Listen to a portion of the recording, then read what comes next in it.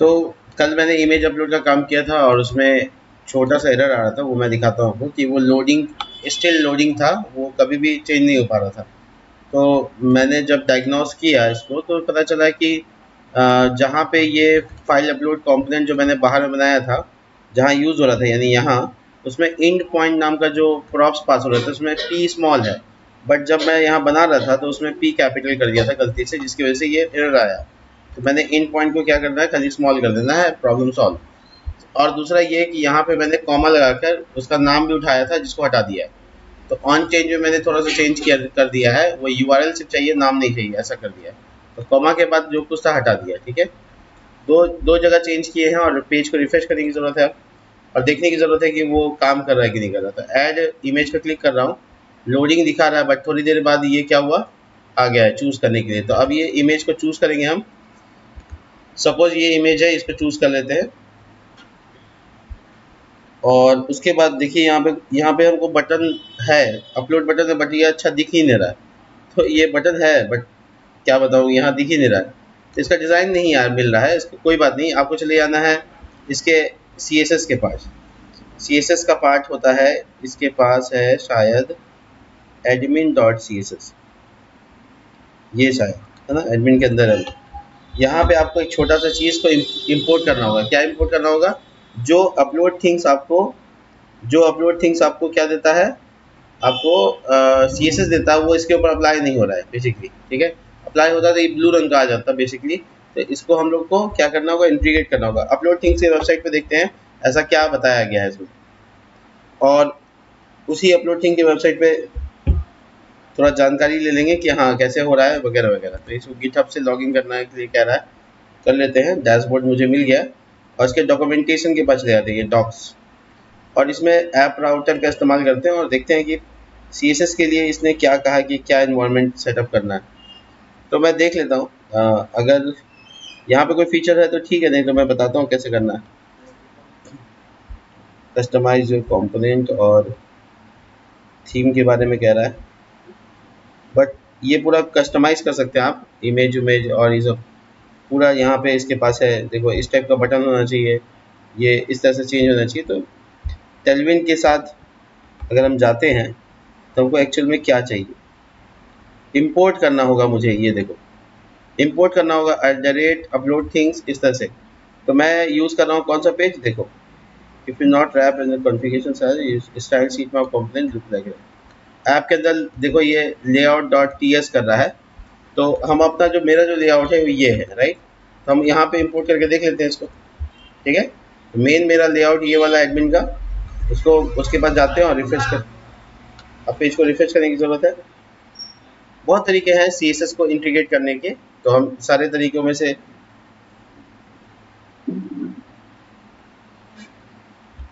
एक बार देख लेते हैं। ये ब्लू रंग का हाँ आ गया। तो देखो वो जैसे मैंने यहाँ पे लेआउट में ये इंपोर्ट कर लिया CSS फाइल को, वैसे ही ये देखिए आपके सामने क्या हुआ, कलर चेंज कर दिया पूरा। तो ये अब देखने में बहुत अच्छा लग रहा है और इसको हम लोग अब अपलोड करके दिखाते हैं। देखिए देखिए वन अपलोडेड फाइल क्लिक करेंगे और ये अपलोडिंग होना शुरू हो जाएगा। अब देखते हैं इसमें अपलोडिंग में क्या एरर है। देखो 10%, 30%, 60%, 100%, और ये अपलोड हो रहा है कि नहीं हो रहा है। समथिंग वेंट रॉन्ग, तो ये मुझे मैसेज दे रहा है, ये इसका मतलब अब अपलोड थिंग्स में एरर नहीं है, जो API बना हुआ है या उससे रिलेटेड कई जगह पे एरर हो सकता है।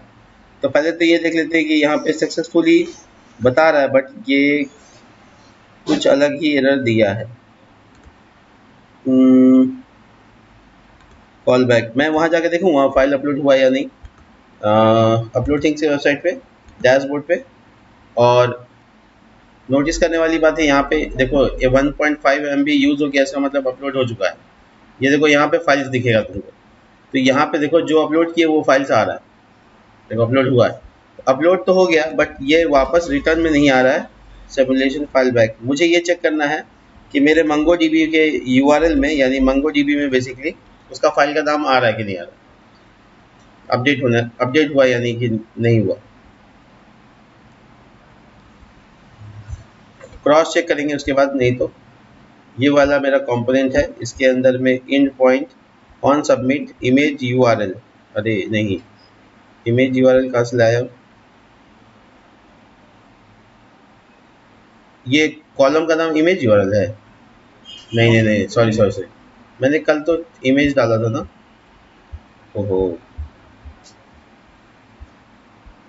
ओ इस वजह से हो रहा था, सॉरी सॉरी। वापस से दोबारा से अपलोड करते हैं, सब ठीक ही है। मेरे कॉलम में डेटा का नाम इमेज है, इमेज यूआरएल नहीं है। रिफ्रेश कर लेते हैं एक बार पेज को, दोबारा से अपलोड करते हैं। ये देखो क्या बता रहा है वो। अच्छा, इसमें हुआ क्या कि ये देखो, ये तुम्हारा वाला एरर है शायद, है ना? तो देखो ये हुआ क्या कि ये एक्सपोर्ट कर लेना है, ऐसे एक्सपोर्ट डिफ़ॉल्ट हुआ है ना एक्सपोर्ट, इसको डिफ़ॉल्ट ना करके हम ऐसे कर लेते हैं एक्सपोर्ट, ठीक है? और जहाँ यूज़ कर रहे हैं वहाँ पे कर्ली ब्रैकेट लगा दिए थे, अब लगा हुआ नहीं होगा आपका, हम लगा दिए थे, तो अब ठीक है। रिफ्रेश करते हैं, देखो ठीक काम कर रहा है। और ये यहाँ पर एक्सपोर्ट, थोड़ी देर रुकिए।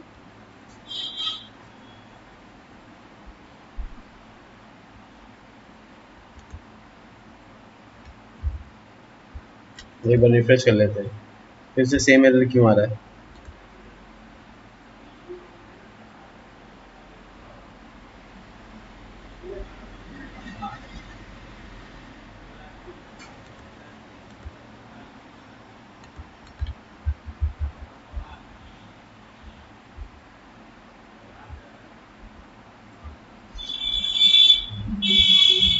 हम्म,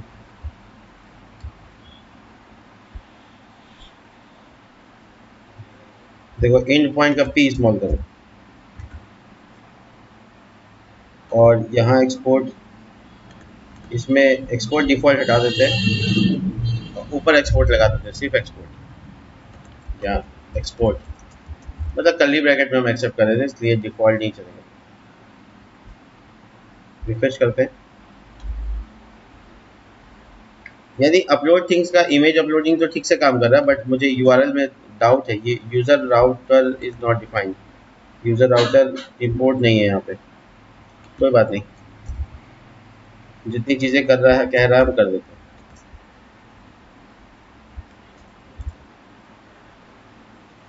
वापस से रिफ्रेश करते हैं,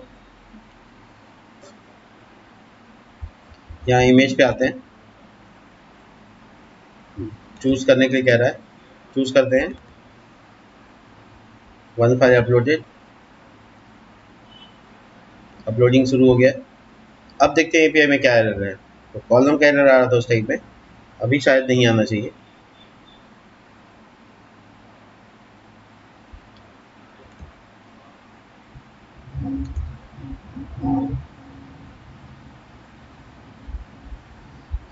ये फाइल्स यहाँ पे आपको दिखेगा, यानी तीसरा फाइल आएगा। देखिए तीसरा फाइल यहाँ आ गया है, बट ये अभी अपलोडिंग का काम हो गया। अब मुझे कौन सा प्रॉम्प्ट देता है वो देखना है। हाँ देखो, मुझे मैसेज तो ठीक ठाक आ गया, और उसके बाद तुरंत एक एरर आ रहा है। देखो जैसे मेरा अपलोडिंग हो गया वैसे एरर आ रहा है। तो ये एरर क्यों आ रहा है, इसके पीछे की वजह बताते हैं। देखो ये एक यूआरएल है जहाँ मेरा इमेज है, ठीक है, यानी मेरा इमेज कहीं और है। ये एचटीटीपी, देखो देखो, ये अपलोड थिंग के वेबसाइट पे मेरा इमेज है, ठीक है। तो ये जो इमेज का डोमेन है वो है UTFS, यूटी मतलब अपलोड थिंग्स फाइल सिस्टम। तो basically upload thing file system का ये वाला डोमेन जो है, ये मुझे कॉन्फ़िगर करना पड़ेगा अपने प्रोजेक्ट में, क्योंकि बाहर का इमेज है तो हम लोग जानते हैं पैटर्न बताना पड़ता है। तो इसको बताने के लिए ये एरर ही खुद बता रहा है कि सी मोर इन्फॉर्मेशन, और यहाँ पे एक यूआरएल दिया है, यहाँ जाकर पढ़ लीजिए कैसे लगाना है। तो वो कैसे लगाना है वो ये बता ही रहा है, बता रहा है कि possible way to fix it, कैसे कर सकते हैं। Next dot config dot JS में जाइए, वहाँ इमेज नाम का एक की डालिए, रिमोट पार्ट डालिए, उसमें ये दो बातें बता दीजिए। हम एकदम इसी को फॉलो करते हुए पहुँचेंगे कहाँ, नेक्स्ट कॉन्फिग फाइल में। और यहाँ पे देखो पहले से ही गूगल का ऐड है पैटर्न, वैसे यूआरएल पैटर्न में एक और कर्ली ब्रैकेट, और इसके अलावा हम यहाँ पे लिखेंगे प्रोटोकॉल, प्रोटोकॉल, और उसमें बता देंगे HTTPS, और कॉमा लगा के लिखेंगे होस्ट नेम। और होस्ट नेम जो हम कॉपी करके लाए वो, ठीक है, वो वहाँ पे बता रहा था हमको, एक्चुअली यहाँ बता रहा है कि यही होस्ट नेम, आपका होस्ट नेम। और उसके बाद ये बता रहा था, हम कॉपी कर लिया इसका होस्ट नेम और यहाँ पे पेस्ट कर दिया। इतना करने के बाद आप यहाँ से निकल जाइए। देखिए आपका सर्वर बंद हो सकता है, कोई बड़ी बात नहीं, दोबारा स्टार्ट कर लीजिए। आप यहाँ से निकल गए, मतलब अब ये यूआरएल से इमेज लाने के लिए ये आपका प्रोजेक्ट तैयार हो गया। अगर आप ऐसा नहीं करेंगे तो आपको ये रन टाइम एरर आ जाएगा, ठीक है। जिसको आप है ना हैंडल नहीं कर पाइएगा, तो नॉर्मली यही डॉक्यूमेंटेशन का पेज है जो आपको सिखा देगा कि कैसे करना है। बस आप स्मार्ट तरीके से जाके कर लीजिएगा या मेरा वीडियो फॉलो कर लीजिएगा तो काम हो जाएगा। रिफ्रेश होने देते हैं, तब तक हम लोग इमेज तो मेरा अपलोड हो चुका है, यहाँ पे इमेज है और ये इमेज यहाँ पर हमको दिखेगा। अपलोड इमेज का काम पूरी तरह से पूरा हो चुका है। कंपाइलेशन होने देते हैं क्योंकि कंपाइलेशन में टाइम लगेगा ही।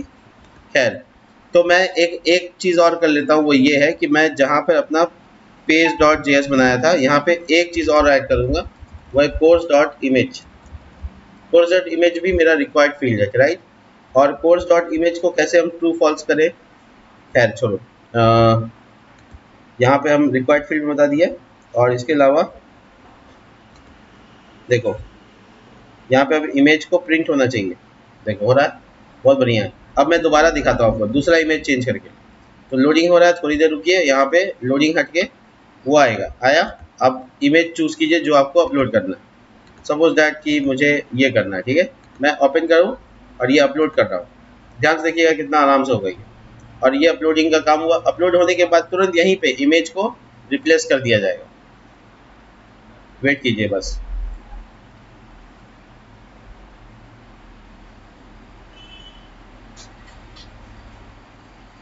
हो गया अपलोडेड। तो ये अपलोड का जो फीचर है वो पूरा मेरा कंप्लीट हो गया। और यहाँ पे मुझे 3 कॉलम दिखा रहा है, ठीक है। जैसे मैं डिस्क्रिप्शन लिखूंगा और पब्लिश करूंगा, जिससे 4 हो गया। इंस्ट्रक्टर ऐड करूंगा, ये कैटेगरी ऐड कर रहा हूँ। लिमिट तो पहले से ही डाला हुआ है, बट फिर भी मैं चाहूँ तो 200 करूँ। अपडेट हो गया। फीस को मैं ऐड कर रहा हूँ, परफेक्ट। और ये ड्यूरेशन डाल रहा हूँ, देखो 7, एकदम लास्ट 8, और ये देखिए 9, और एक कहाँ गया इंस्ट्रक्टर यहाँ। मतलब आपको कॉलम पूरा करना पड़ेगा, ठीक है। जैसे आप कॉलम पूरा कीजिएगा तो 10 बाय 10, और ये पब्लिश का बटन एक्टिव, जैसे क्लिक कीजिएगा आपका पब्लिश हो जाएगा। यही किया हुआ है मेरा काम। पूरा कोर्स का काम यहाँ पे कंप्लीट हो गया। अब हम लोग को कोर्स को पब्लिक में व्यू कराना है, लेकिन उससे पहले सुनिए, उससे पहले क्या करना है आपको, ये जो कोर्स वाला जो कॉलिंग है इसको थोड़ा मॉडिफाई करेंगे। ये जो कॉलिंग है ना, इसमें मॉडिफाई क्या करना है, एडिट बटन देंगे ताकि एडिट करके जाएँ, और वहाँ डिलीट भी ऑप्शन है तो डिलीट भी हो जाए। इसके अलावा शॉर्टिंग का फीचर एनेबल कराएंगे, और ये सब कैसे पॉसिबल होगा वो देखिए। तो सबसे इम्पोर्टेंट बात तो पहले ये है कि सब जगह हमको जो मेरे पास डेटा है या मेरे पास जो ये सब आ रहा है, इसमें एडिट का फीचर और वगैरह वगैरह देना है हमको। तो हम लोग उसको कैसे देंगे वो देखते हैं। सबसे पहले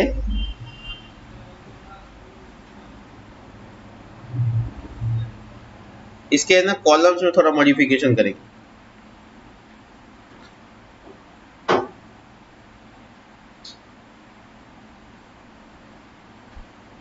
कॉलम्स में मॉडिफिकेशन,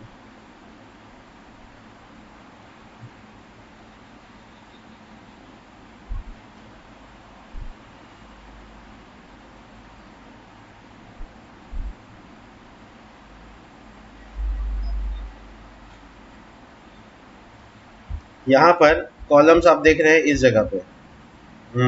यहाँ मैं सारे पेज जो खुला हुआ है उसको बंद कर देता हूँ। सारे प्रॉब्लम सॉल्व हो चुके हैं, बस मैं यहाँ पे कॉलम के पास जाता हूँ। ये मेरा कॉलम, और इसको हमको मॉडिफाई करना है।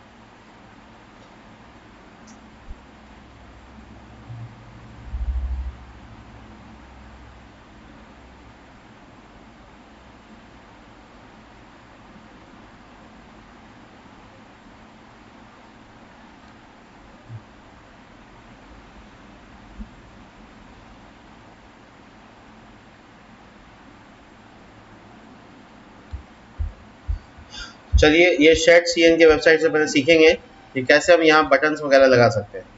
तो शेड सीएन के वेबसाइट पे जाएंगे, और यहाँ पे जो काम करने का तरीका है वो पूरी तरह से ये बता देगा।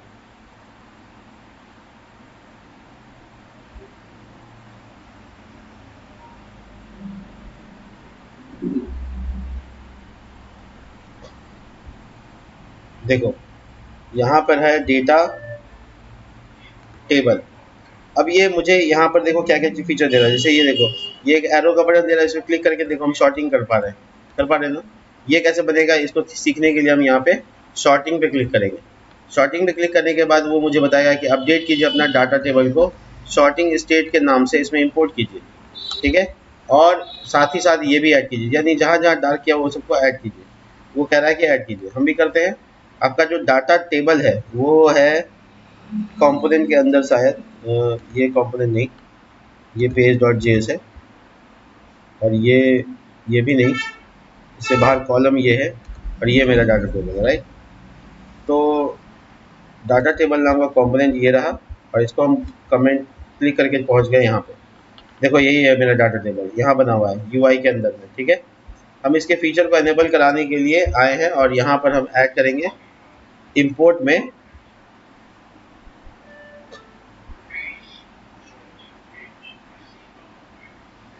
हम लोग यहाँ पे ऐड करेंगे, यहाँ पे करेंगे सॉर्टिंग। लेकिन उससे पहले बटन बनाना पड़ेगा, तो बटन के लिए हम आएंगे कॉलम्स के पास। यहाँ सुनो क्या मॉडिफिकेशन हो सकता है। तो यहाँ पर हमको फटाफट एक दो चीज़ें समझ लेनी है। सबसे इम्पॉर्टेंट बात ये है कि हम जब यहाँ पे हेडर डालते हैं, नॉर्मली हेडर लिखते हैं, ऐसे नॉर्मल टेक्स्ट आ गया, लेकिन हम वो बटन के साथ चाहिए, तो फिर हमको इसके काम को करने का तरीका बदलना पड़ेगा।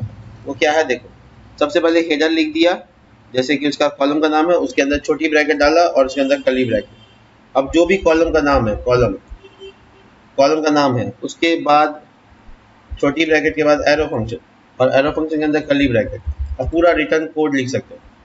रिटर्न कोड क्या लिखना है, देखो मुझे बटन चाहिए, यहाँ पे बटन, वही एरो ऊपर नीचे करने का। बटन को इंपोर्ट कर लीजिएगा, आपको इंपोर्ट करना है अपने कंपोनेंट से। ये देखो कंपोनेंट से इंपोर्ट कर लिया। अब बटन में वेरिएंट बताइए, वेरिएंट घोस्ट, उसके बाद आप क्या बताइएगा, ऑन क्लिक, यानी इस पर क्लिक करने से क्या होगा, ऑन क्लिक। तो ऑन क्लिक में फीचर होगा कि कॉलम को ट्रिगर करो, column dot trigger, sorry toggle, toggle sorting, SHORT नहीं, SORTL, कॉलम में शॉर्टिंग होना चाहिए। और इसमें कॉलम, ये मैं एग्जैक्टली दिखा देता हूँ आपको कहाँ पे से मैं उठा रहा हूँ। ये देखो कॉलम डॉट शॉर्टिंग और गेट सॉर्टेड असेंडिंग ऑर्डर, है ना। तो यही चीज़ हम यहाँ पे ऐड करें, यही बटन है, यही हेडर है, यही सब कुछ लॉजिक यही लिखा हुआ है ना, सेम है, कुछ नहीं अंतर है, यही चीज़ हम कर रहे हैं। हम आपको कॉपी पेस्ट भी कर सकते हैं, कोई इशू नहीं। तो बेसिकली हम यहाँ पे चाहते हैं ऑन क्लिक, जब हम क्लिक करें तो कॉलम का टॉगलिंग शॉर्टिंग हो जाए, कॉलम गॉट गेट्स सॉर्टेड। हमको जो सॉर्टेड चाहिए वो असेंडिंग ऑर्डर में चाहिए, एग्जैक्टली ऐसे ही जैसे ये लिख रहा है। तो आप चाहो तो यहाँ से पूरा कॉपी कर सकते हो, अगर आपको लग रहा है कि नहीं ज़्यादा कुछ लिख रहे हैं तो फिर कॉपी पेस्ट पॉसिबल है। कर्ली ब्रैकेट ये वाला, हाँ देखो ये आराम से पॉसिबल है, हम कॉपी पेस्ट भी करके दिखा देते हैं, देखो ठीक है। तो इसमें बटन आया, ध्यान रखना क्या क्या चीज़ आया, एरो, एरो डाउन नाम का चीज़ इंपोर्ट नहीं है, तो ये आएगा मुझे आइकन के तौर पे, आइकन के तौर पे आ गया। और ये गेट सॉर्टेड। अब जब मेरा वो बटन तुम देखोगे यहाँ पे, तो वो थोड़ा अलग दिखेगा, यूज क्लाइंट, अच्छा अच्छा अच्छा। देखो हुआ क्या है कि ये जो पूरा का जो कॉलम नाम का जो पेज है ना, ये एक सर्वर कंपोनेंट अभी बना हुआ है। बट जब हम यहाँ पे ये सब लगा देंगे, फंक्शन ऑन क्लिक लगा देंगे, तो हमको इसको क्या करना पड़ेगा, क्लाइंट करना पड़ेगा। तो यूज क्लाइंट, ऑन क्लिक काम ही नहीं करता सर्वर पे, तो यूज क्लाइंट कर दिया। अब इसको रिफ्रेश कर दिए, देखो इसमें बटन आ गया, देखा तुमने। अच्छा क्लिक करने से मेरा ये काम करे, ये बाद में बात करेंगे। और इसी तरह से हमको सभी कॉलम में चाहिए क्या, अगर सभी कॉलम में चाहिए तो वो सबका कॉलम का नाम लिखना पड़ेगा। तो ये टाइटल था, तो टाइटल छोड़ देते हैं। और जैसे ही ये रिटर्न का पार्ट हुआ है, या जैसे ये हेडर का पार्ट हुआ है, एग्जैक्टली ऐसे ही आपको सारा का सारा में ऐड करना है, सारा का सारा में ऐड करना है। देखिए यहाँ पे डिस्क्रिप्शन है, इसको हटा के हम यहाँ पे ये डाल दिया। अब ये डिस्क्रिप्शन में हम क्या करेंगे, यहाँ पे खाली चेंज कर देंगे बस, डिस्क्रिप्शन, ठीक है, डी कैपिटल लिख दो, अच्छा लगेगा। अब ऐसे ही हमको सारे कॉलम में करना है। फीस के मामले में भी अगर आप सॉर्टिंग करना चाहते हैं तो आपके लिए यही सब कुछ है, यानी बेसिकली आपको सेट सीएन से लाना है और अपना यूज़ करना है। ऐसा नहीं है कि कोई चीज़ याद करना है या इस्तेमाल करना है, आप बस इस्तेमाल कीजिए, 2-4 बार इस्तेमाल कीजिएगा, 2-4 प्रोजेक्ट में इस्तेमाल कीजिए, याद हो जाएगा। ड्यूरेशन, ठीक है। और इसी के अलावा ये इंस्ट्रक्टर, तो हालांकि जो भी कॉलम आप दिया है उसके अकॉर्डिंग आप जा सकते हैं। इंस्ट्रक्टर, ठीक है। अब आप देखिएगा तो सभी कॉलम में वो एरो वाला साइन आ गया, लेकिन वो काम नहीं करेगा अभी, क्योंकि उसमें फंक्शन नहीं लगा हुआ है कि वो सर्विसेबल बन जाए, यानी कि वो बेसिकली ऐसा बन जाए कि हम उसको इस्तेमाल कर सकें। खैर, तो ये एक चीज़ हो गई। अब इसमें एक कॉलम हम लोग ऐड करेंगे, उसका नाम होगा एक्शन। ये देखो कर्ली ब्रैकेट, और हम चाहते हैं कि वो एक्शन में डिलीट एडिट उडिट बटन हो, तो कर्ली ब्रैकेट डाल दिया और उसका नाम रखेंगे एक्सेसर की। नहीं, एक्सेसर की जरूरत नहीं है, उसको कर्ली ब्रैकेट डाल दिया और उसमें लिखेंगे आईडी, क्योंकि डेटाबेस में तो कुछ है नहीं एक्सेसर की एक्शन नाम से, तो इसलिए लिखेंगे यहाँ पे आईडी एक्शंस। दूसरा चीज़ जो इसमें लिखना है वो है सेल, यानी उसके सेल के अंदर क्या वैल्यू होगा, क्योंकि सेल के अंदर तो डेटाबेस से वैल्यू नहीं आएगा, तो सेल लिखेंगे यहाँ पे और उसमें एडिट का फीचर लगा देंगे। अब आप पूछिएगा ये कहाँ से लाएं, तो हम सेट CN के पास जाके दिखा देते हैं आपको। हम यहाँ पे सेल को कस्टमाइज कर सकते हैं। देखो ये हेडर है, ये इसका नाम क्या रखा है इसने, सिलेक्ट, और उसमें हेडर डाला जो उसको मर्जी है वो डाला, और देखो सेल। ठीक है, तो इससे क्या हुआ, इसके अंदर हम लोग बटन वटन बना सकते हैं, ड्रॉप डाउन मेन्यू बना सकते हैं, वो सेल लगा के कर सकते हैं, जैसे कि अभी हम करके दिखा रहे हैं। तो ये यहाँ पे हम क्या करेंगे, यहाँ पे एक बटन बनाएंगे जिससे हम लोग एडिट पे क्लिक करें और हम लोग एडिट पेज पे पहुंच जाए। तो ये फीचर को एनेबल कराने के लिए हम यहाँ पे आ गए। अब यहाँ पे हम एरो फंक्शन यूज करेंगे और इसके अंदर में रो नाम रखेंगे इसका। रो समझो कि हर रिकॉर्ड का डेटा है। अब इसके अंदर कर्ली ब्रैकेट बनाकर इसको कंप्लीट करेंगे। सबसे पहले तो हम लोग कांस्टेंट करके इसमें देखो क्या गलती हो रहा है, एक छोटी ब्रैकेट साथ में आ जा रहा है, ये यहाँ पे साथ में नहीं आएगा, ये यहीं पे पैरामीटर है तो यहीं पे खत्म हो जाएगा। अब कांस्टेंट बनाएंगे और उसमें ऐसे करेंगे id is equal to simply, और लिखेंगे रो डॉट ओरिजिनल, ORIGINAL। अब ये कहाँ से लाया, ये भी यहाँ पे देख सकते हैं आप। जैसे हम लोग रो को यूज़ करना चाहते हैं तो वहाँ पे बहुत सारे एग्जाम्पल, आपको 100 एग्जाम्पल मिल जाएगा यहाँ पे, जो आपको ये समझा देगा कि कैसे काम कर रहा है। अब रो डॉट ओरिजिनल। अब इसके बाद हम लोग क्या करेंगे, यहाँ पे ड्रॉप डाउन मेन्यू बनाते हैं, ताकि हम लोग है ना रिटर्न ड्रॉप डाउन मेन्यू बनाते हैं। अब ड्रॉप डाउन मेन्यू मुझे इंस्टॉल करना पड़ सकता है, क्योंकि मेरे पैकेज में शायद नहीं होगा। यहाँ पे देख लो, अगर है UI के अंदर दिख जाएगा, अगर होगा ड्रॉप डाउन मेन्यू तो दिख जाएगा। ये UI में कहीं है ड्रॉप डाउन मेन्यू, नहीं है, तो मुझे ऐड करना है बेसिकली। ठीक है, तो ये जैसे ऐड वाला जाना है और यहाँ लिख देना ड्रॉप डाउन। कंफर्म होना है कि ड्रॉप डाउन का नाम यही है, तो आपको यहाँ ड्रॉप डाउन मेन्यू में आ जाना है। यही है ड्रॉप डाउन मेन्यू आपका, ड्रॉप डाउन। ठीक है, कॉपी कीजिए इसको, चाहे तो कॉपी कर सकते हैं। ड्रॉप डाउन डैश मेन्यू, नहीं भूलिएगा डैश मेन्यू है, तो drop down dash menu install कर लीजिए इसको। ये आपका एक कंपोनेंट बनके तैयार हो जाएगा, आप यहाँ यूज़ कर सकते हैं। यहाँ पे हम चाहते हैं वो क्लिक करें और इसमें एडिट का एक ऑप्शन आए, तो वो बहुत अच्छा लगेगा, एडिट डिलीट सब उसमें डाल सकते हैं बाद में। तो हम लोग यहाँ पे लिखेंगे ड्रॉप डाउन मेन्यू, पहले तो ये इनपुट होगा। ड्रॉप डाउन मेन्यू के अंदर ड्रॉप डाउन मेन्यू ट्रिगर होगा, ड्रॉप डाउन। अब ये सब भी कहाँ से आ रहा है, कहाँ किसके बाद क्या होगा, यहाँ पे बताएगा। देखो ड्रॉप डाउन है, मेन्यू है, ड्रॉप डाउन ट्रिगर है, ड्रॉप डाउन कंटेंट है ना। एग्जैक्टली यही काम यहाँ पे करेंगे, drop down menu trigger, drop down menu trigger ढूंढ लीजिए और उसके अंदर लेकर आ जाइए। ठीक है, अब इसको एज चाइल्ड कर दीजिएगा ताकि इसके बीच में कुछ घुसा सके, एज चाइल्ड। तो अब इसके बीच, जब तक एज चाइल्ड नहीं करेंगे ये चाइल्ड बीच में नहीं घुसेगा, तो बटन अपने बना के दे देता है। एज चाइल्ड करने के बाद क्या होगा, हम लोग बीच में बटन बना सकते हैं, तो बटन को बुला लेंगे। बटन शायद इस पेज में तो इम्पोर्ट है ही पहले से। वेरिएंट डाल देंगे, वेरिएंट क्या होगा, घोस्ट, GHOST। ठीक है, घोस्ट, और उसके बाद क्लास नेम, और ये H-4। ठीक है, इसके अलावा P-0, बहुत आसानी से। अब इसमें हम लोग जो कुछ फीचर लगाएंगे वो बाद में, बट पहले हम लोग यहाँ पे लिख देंगे स्पैन। ठीक है, स्पैन बना लेते हैं, स्पैन। और ये स्पैन के अंदर क्या डाल देंगे हम लोग, ये रीड ऑनली केसेस है, चलो स्पैन को बाद में बताएंगे, हम ये भी डॉट डॉट वगैरह यूज कर सकते हैं। तो इसका नाम लिखते हैं मोर, बट आइकन का नाम है, 3 बार डॉट नहीं होता, ऐसे करके एक बार ऐसे लाइन होता है, एक ऐसे होता है, तो मोर हॉरिजेंटल ऐसे के लिए। ठीक है, और ये एक आइकन है और कुछ नहीं है। इसमें क्लास नेम लगाएंगे और इसमें H-4 W-4, ये self closing.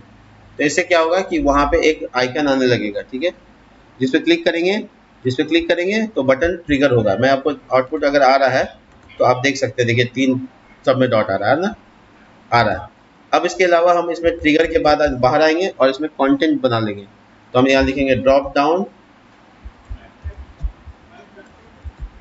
Content, menu content, और सॉरी गलत जगह से इंपोर्ट हो रहा है ना, drop down menu MENU content, सही जगह से इंपोर्ट होना जरूरी है। अब आपको देख लेना होगा ऊपर जाके कि सही जगह नहीं, गलत जगह से इंपोर्ट। देखो ये कंफ्यूजन में नहीं रहिएगा, हमेशा सेट CN से वाला कंपोनेंट को यूज़ करना है। तो इसलिए कॉमा लगा के वहाँ ठीक कर लिए है। अब ये कंपोनेंट में आ गए और यहाँ पे हमको 2-3 बातें कह देनी है, बस यहाँ पे काम खत्म।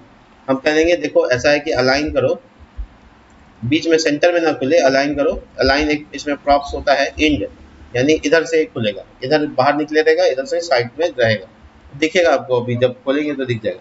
अब इसमें एक लिंक बना लेते हैं, लिंक को इंपोर्ट करना पड़ेगा, लिंक, ताकि क्लिक करें और पहुंच जाए।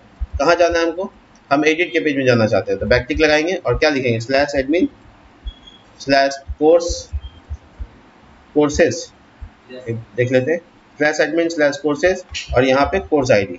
अब ये आईडी कहाँ से आएगा वो सुनो, आईडी आएगा भैया, आईडी वेरिएबल बनाए हम यहाँ पे, ठीक है। उसके बाद इस पर क्लिक करने के बाद हम लोग यहाँ पहुँचेंगे और ये लिंक यहाँ पे इसके अंदर लिखेंगे ड्रॉप डाउन मेन्यू आइटम। देखो सही जगह इंपोर्ट बहुत ज़रूरी है, मेन्यू आइटम। और उसके अंदर क्या दिखेगा, उसके अंदर एक पेंसिल वाला आइकन दिखेगा एडिट वाले के लिए, पेंसिल आइकन, ठीक है। और पेंसिल का आइकन का क्लास दे दो ताकि उसका साइज डिफाइन कर सको, नहीं तो क्या होगा, हो सकता है बड़ा हो जाए, W-4 और मार्जिन राइट टू, ये सिर्फ क्लोजिंग टैग, और इसमें लिखेंगे एडिट कोर्स, जो आपको लिखना है वो लिख दीजिए। अब इसको टेस्ट करते हैं कि ठीक से काम करेगा। रिफ्रेश,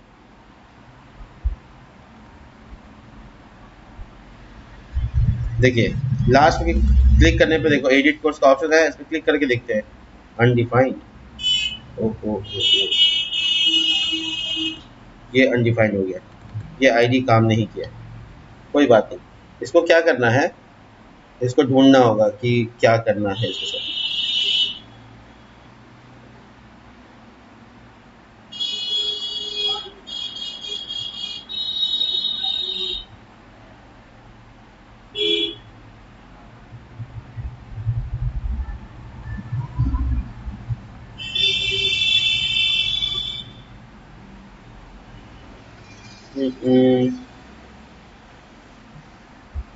अच्छा कोई बात नहीं, मेरा आइकन तो बन गया है, बाद में हम इसके यूआरएल को पूरा कर लेंगे, कोई इशू नहीं है। ये जो फीस दिख रहा है ना, ये अच्छा नहीं दिख रहा ना, वो रुपये वाला सिंबल होना चाहिए। तो इसके लिए क्या करेंगे, थोड़ा सा काम मेहनत करना पड़ेगा यहाँ पे,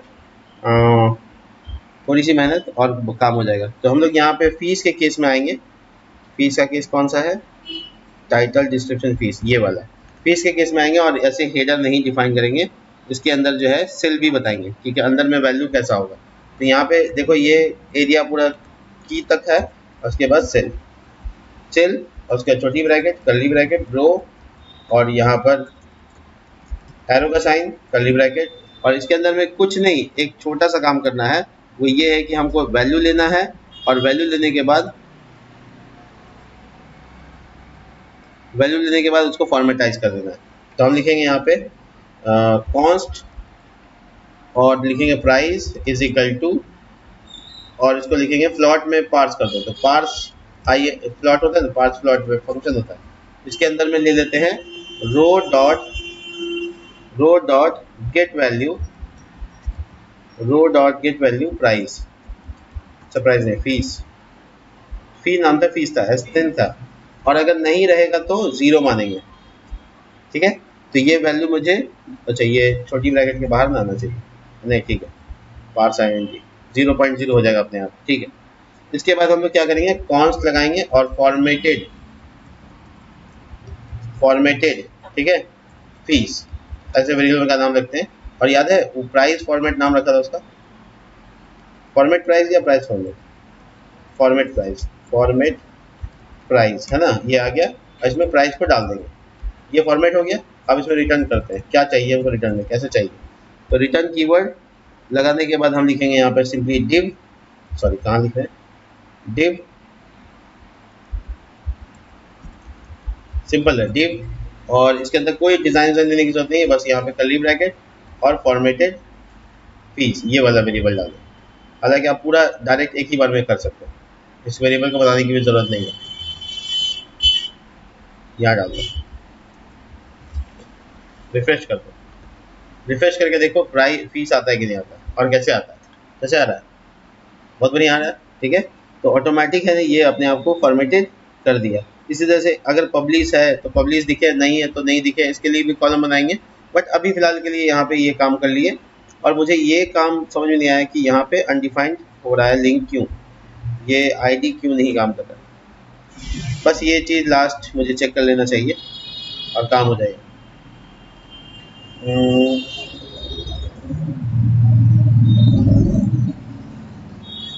और ऊपर में मैंने एक्शन लिखा था आईडी में, वो भी नहीं आ रहा है। मान लो आईडी नहीं आ रहा है, कोई इशू नहीं है, क्योंकि हम यहाँ पे हेडर डिफाइन कर सकते हैं। हेडर, हेडर्स था, हेडर, हेडर एक्शन, ठीक है, ऐसा कर सकते हैं, ऐसा कोई इशू नहीं। ऊपर में पब्लिक को दिखाना है तो वो लगा सकते हैं, यहाँ पे हेडर एक्शन लिखा हुआ देखो आ गया, ये ठीक है। लेकिन इसके अलावा एक मामला ये समझ में नहीं आया कि ये क्लिक करने पर ये काम क्यों नहीं कर रहा। खैर इसके अंदर में जाते हैं, चैट सीएन के पास थोड़ा चेक कर लेते हैं कि ऐसा क्या मामला है कि मेरा रो डॉट ओरिजिनल नहीं काम कर रहा है। सर्च कर लेते हैं यहाँ पे, ठीक है, रो डॉट ओरिजिनल, ये तो नॉट फाउंड बता रहा है, इसी के अंदर कहीं ना कहीं ढूंढना पड़ेगा। तो कोड देख लेते हैं इसका, टेबल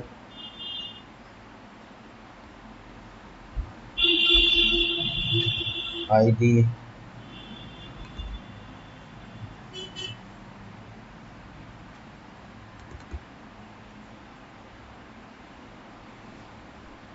ये गेट वैल्यू करके है, तो